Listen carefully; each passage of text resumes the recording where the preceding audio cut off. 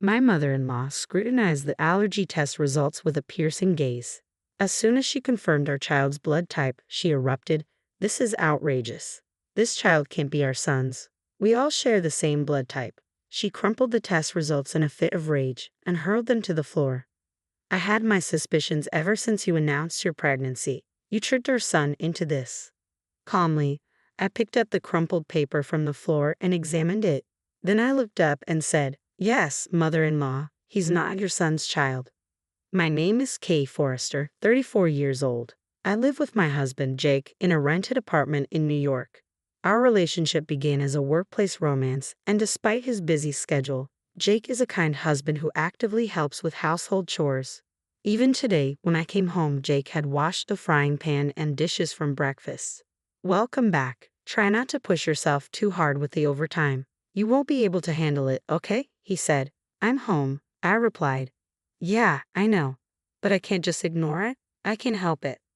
While changing into my loungewear in the bedroom, I caught a whiff of a delicious aroma wafting from the kitchen. Tonight's dinner was my favorite, Jake's special fried chicken. I grabbed a can of beer from the fridge and noticed a big circle around the 10th on the calendar. "Oh, I completely forgot. Next Friday is our 7th wedding anniversary. Let's go out for dinner. I feel like having French for a change." "I thought you might say that. I've already made a reservation at a French restaurant in Manhattan," Jake replied. "Really? Thank you. I'm so excited." As I savored a mouthful of fried chicken, I found myself reflecting deeply on the 7 years that had passed since our wedding. We still don't have children. I had always thought that pregnancy would naturally follow marriage, but even after 1 year, 2 years, it didn't happen. My sister, who married 4 years after me, now has 2 kids, and my friends seem to be getting pregnant one after another. In the early years, I wasn't desperate and could genuinely celebrate the pregnancy announcements of those close to me. But now, even hearing about celebrities' pregnancies stings. I despise this part of myself that can't wholeheartedly rejoice in others' happiness. Why will we have a baby? My mobile search history was filled with keywords about pregnancy. Whenever I had a moment to myself, my thoughts would inevitably turn to having a baby. My mother-in-law only added to the stress. It seems the concept of taboo is foreign to her. She barged into our apartment the other day, making sarcastic comments about our childlessness and suggesting divorce. "So, when are you planning to get pregnant?" "I'm tired of waiting," she demanded. "Well, this isn't something we can control. I'm doing my best, you know," I responded. "Don't you feel sorry for Jake because he can't become a father?" "Actually, I also want to see Jake become a father soon. If you really feel that way, why don't you divorce him? I believe there's someone more suitable for Jake. If he marries a healthy woman who can bear children, he'd become a father in no time," she retorted. Her words stung, and though I tried to stay calm, the frustration and sadness were overwhelming. Facing such harsh words with a straight face, I managed to get by all this time thanks to Jake and my father-in-law. They've always stood up for me, often appearing more exasperated with my mother-in-law's obsession with wanting grandchildren than I was. To maintain my peace, I kept a safe distance from her, avoiding unnecessary contact and only acknowledging her on Mother's Day and her birthday. One night, as usual, Jake and I were watching TV after dinner.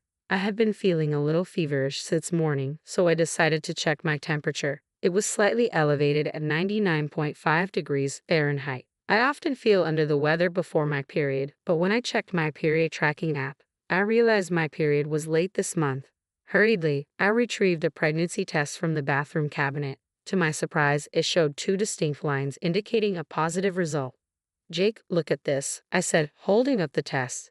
"What does this mean?" he asked, eyes wide. "It means I'm pregnant," I replied, smile spreading across my face. "We're finally going to have a baby." Overwhelmed with joy, I burst into tears on the spot, reflecting on how much time and money we had spent to reach this moment. After verifying the pregnancy test result multiple times, Jake hugged me tightly. "Thank you for giving up alcohol, smoking, and going to the sauna. Starting today, you're free to enjoy them again." "Nah, compared to the effort you've put in, my sacrifices are nothing. I'll hold off on the drinks until after you've safely given birth." "I'm already looking forward to that celebratory drink," Jake replied with a smile. A few days later, we visited the gynecologist, where the pregnancy was confirmed. "There's a baby in my belly," I marveled, experiencing the strange yet warm feeling for the first time. I didn't care about the baby's gender. I just wish for it to be born healthy. I can still vividly recall the moment when I first felt my child's movement in my womb. Every day, Jake would touch my belly and talk to her baby. Hey, it's Daddy. Can't wait to meet you. Hey, no, it's too early for you to be born. I'd remind him playfully. Right, my bad. You need to stay in the belly a little longer, he'd respond, laughing. Now, as I enter my 8th month of pregnancy, I feel a mixture of anticipation and excitement. I started my maternity leave and settled into a leisurely routine. One day, while watching a movie with Jake at home, I felt a sudden, rapid soaking sensation accompanied by a popping sound.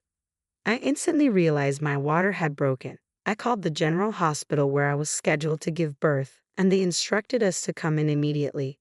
We rushed there by taxi, my excitement outweighing any nervousness. I was finally about to meet my child. Upon arriving at the hospital, labor pains began, marking the start of a long and arduous process. Hours passed without the baby descending, and I reached my physical and mental limits. My screams echoed through the hospital. I can't do this anymore. It hurts. It hurts. 15 minutes later, our baby finally arrived. You did well, Jake said, tears streaming down his face as he patted my head. He's adorable, our baby. The newborn baby was so tiny and fragile that I felt I might break it if I touched it. It was the most precious sight I had ever seen. Just a moment ago, this little one was inside my belly. As I held my baby's tiny, soft finger, a tear rolled down my cheek. I was certain I could do anything for this child. Despite being born prematurely due to my water breaking early and having a low birth weight, our child grew healthily. Time flew by, and before we knew it, it was time to prepare for preschool. Hey, how about going to the shopping center next Saturday? We need to start buying stuff for preschool, I suggested. What do we need to get? Jake asked. You know, a backpack, water bottle, lunchbox, that sort of stuff, I replied. Don't they serve lunch at the preschool? He inquired. I think it depends on the place, right?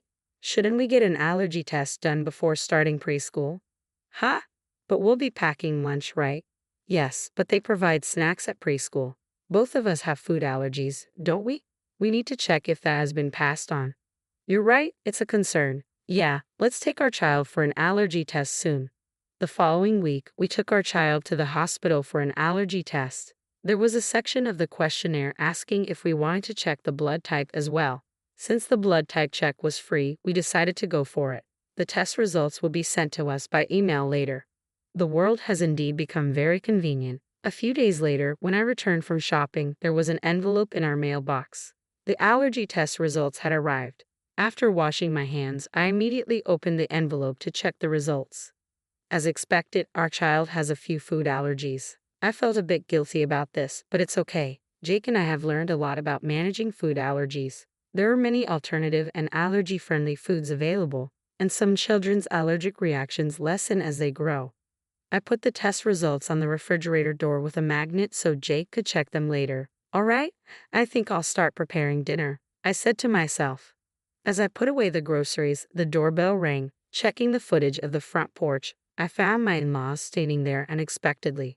Frustrated by their unannounced visit, I opened the front door. Hello, father-in-law, mother-in-law. It's been a while. Okay, we're sorry for dropping by unannounced. I told Lisa that we should have informed you in advance, my father-in-law said. We don't need to inform anyone when visiting our own son's house. Now, please let us see our grandchild, my mother-in-law declared, barging in and spreading out the children's clothes and toys she was holding all over the living room. All high-end stuff, she noted. My mother-in-law is a brand fanatic, the complete opposite of me, as I have no interest in luxury brands. I started boiling water to make tea for my in-laws. Wait a minute, Kay, what are you doing? My mother-in-law asked. Oh, I'm just about to serve tea. Please wait a moment, I replied. I don't want to drink such cheap tea. Don't you have any other beverages? My mother-in-law said, striding confidently over to the fridge. But then she froze in front of it, her gaze fixed on the paper stuck to its surface. What's this? Oh, we thought of having an allergy test done before our child starts preschool, I explained. That's not what I meant. I'm talking about this blood type, she insisted. Ha! I followed her gaze to the blood type next to her child's name. It read type A. My mother-in-law's face turned beet red as she started yelling at me. Okay, you are the worst. Calm down, please, mother-in-law, I urged, trying to diffuse the tension. How can I stay calm? This is not our son's child. All of us are type O. With a burst of anger, my mother-in-law crumpled up the test results paper and threw it on the floor. I knew something was off when you announced your pregnancy. Okay, you cheated. I want you to divorce Jake. Of course, we'll be seeking compensation. I calmly picked up the crumpled test result paper from the floor, and then I was certain of something. Actually, mother-in-law, it's the other way around. Jake is not your son. Jake has type O blood. Upon hearing this, my mother-in-law became enraged, claiming it was impossible because both she and my father-in-law have type O blood, accusing me of lying. She insisted that their son should also have type O blood as per what she heard at the time of his birth. My mother-in-law wasn't aware that a newborn's blood type is not reliable and can change as they grow. Here's the proof, I said, seizing the moment to show her a piece of paper. It was the results of a blood test that my husband Jake had taken as part of our infertility treatment. His blood type unmistakably was A. Seeing this, my mother-in-law turned pale and silently sat down on a chair. She began to sweat coldly, obviously rattled. My usually quiet father-in-law spoke up. What does this mean, Lisa? There's a reason behind this. A reason? Are you going to make excuses? Stop messing around. This was the first time I'd seen my father-in-law explode with such anger. I quickly told my child to go into the other room. Even if they couldn't understand yet, I didn't want them hearing this messy conversation. After a few minutes of tense silence, my mother-in-law, seemingly resigned, started to tell the truth through her tears. It was a revelation that dated back 30 years. Early in their marriage, my father-in-law often embarked on long business trips abroad, a necessity of his job in a trading company. Despite the circumstances, he had no choice but to accept these assignments. Meanwhile, my mother-in-law, feeling isolated after moving away from her hometown and lacking nearby friends, found solace in an affair born of loneliness. Shockingly, that other man was a junior colleague my father-in-law held in high regard. It was a revelation that shattered the illusion of our family's history. Jake, unwittingly at the center of it all, was the child born from the affair between my mother-in-law and her lover. How would Jake react to this bombshell? My worry for him consumed me. Yet to my surprise, Jake seemed oddly unfazed by the news. He never verbalized it, but his calm demeanor suggested he may have known the truth all along, perhaps from the subtle clues that hinted at his non-biological connection to his parents. Since the day the shocking truth was revealed, I haven't crossed paths with my mother-in-law at all. There was one email from her, but I deleted it without a second thought.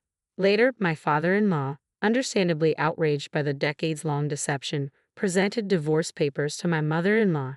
It was a necessary step. With her history of infidelity, my mother-in-law had no grounds to refuse, and the divorce was finalized smoothly. My mother-in-law, who had lived a life of luxury as a stay-at-home wife fully dependent on my father-in-law, now seems to be grappling with the reality of making ends meet. I wonder if she's considering finding employment. I ponder if there's a place where she can start working. Well, it's none of my business. When I think about what my mother-in-law did to my father-in-law and the hurtful words she directed at me, there's no room for sympathy. On the bright side, the relationship between my father-in-law and my husband Jake is still strong. It was all my mother-in-law's doing, and Jake is blameless. Even without a biological tie, after 30 years of raising him, he's truly my son, my father-in-law assured Jake. Despite the divorce from my mother-in-law, my father-in-law continues to show kindness not only to Jake but also to me and our child. He takes us out to eat once a month and even brings back souvenirs from his trips for us. Previously, I used to wake up in the morning dreading what unpleasantness the day would bring. But now, I wake up with anticipation, wondering what wonderful things will happen. My world is beginning to brighten. Another new day unfolds. Today, as I wake up, my husband and child prepare breakfast, pack lunches, and change clothes. There's so much to do. Surrounded by my beloved family,